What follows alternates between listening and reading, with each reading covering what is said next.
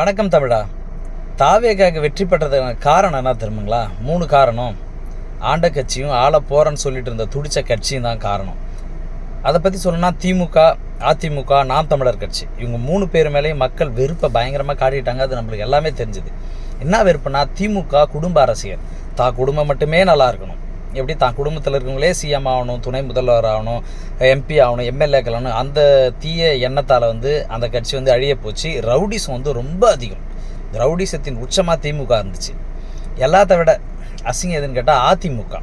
இந்த அதிமுக என்னன்னா, என்னைக்கு நீங்கள் பிஜேபியோட போய் கூட்டணி வச்சிங்களோ, நீங்கள் தனித்து நின்னாலே, மனசார சொல்கிறேன், நீங்கள் தனித்து நின்னாலே இல்லை 150 தொகுதிக்கு மேலே வெற்றி பெறலாம். அவ்வளோ ஒரு நல்ல வாய்ப்பை அம்மா அவர்கள் ஏற்படுத்தி கொடுத்துட்டு போனாங்க. இதற்கான காரணம் என்னன்னா, இபிஎஸ் பதவி வெறி பிடிச்சி பாஜக காலில் விழுந்து, என்னைக்கு பாஜக கூட கூட்டணி வச்சிங்களோ அன்னையிலேருந்து உங்களுக்கு தமிழ்நாட்டில் உங்களால் ஜெயிக்க முடியல. இதற்கு காரணம் திரு எடப்பாடி பழனிசாமி அவர்கள் முழுமையாக நல்லா இருந்த கட்சியை தான் பதவிக்காக எல்லாத்தையும் ஒதுக்கிட்டு இவர் மட்டுமே அந்த பதவியை ஆளுன்னு நினச்சாரு. மோடி காலில் போய் விழுந்தது. 3வது நாம் தமிழர் கட்சி.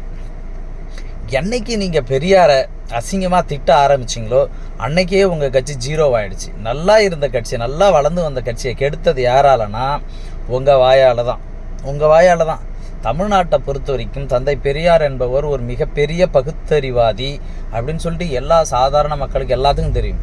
ஆனால் அவரை நீங்கள் எந்த அளவுக்கு அசிங்கப்படுத்தினதின் உச்சம்தான் இன்றைக்கி உங்களுக்கு 2%, 3%, 1% வாக்கு உங்களுக்கு கிடைக்காம போனதுக்கு காரணமே இதுதான். பெரியாரை பேசுறது, ஜாதி வன்புணர்வை தூண்டுற மாதிரி பேசுறது, மக்களை அசிங்கப்படுத்துகிற மாதிரி பேசுறது, மக்களுக்கு தேவையில்லாத விஷயங்களை சும்மா பொய்யா அவுத்து விடுறது, இதனுடைய காரணங்கள் தான். இந்த 3 கட்சி இந்த தப்பை பண்ணாமல் இருந்திருந்தால் இந்த 3 கட்சியில் ஏதாவது ஒரு கட்சி வந்திருக்கும். இன்றைக்கி தோற்றதற்கு காரணமே இந்த 3 பேரும் அவங்க தலையில் அவங்களே மண்ணள்ளி போட்டுக்கிட்டாங்க.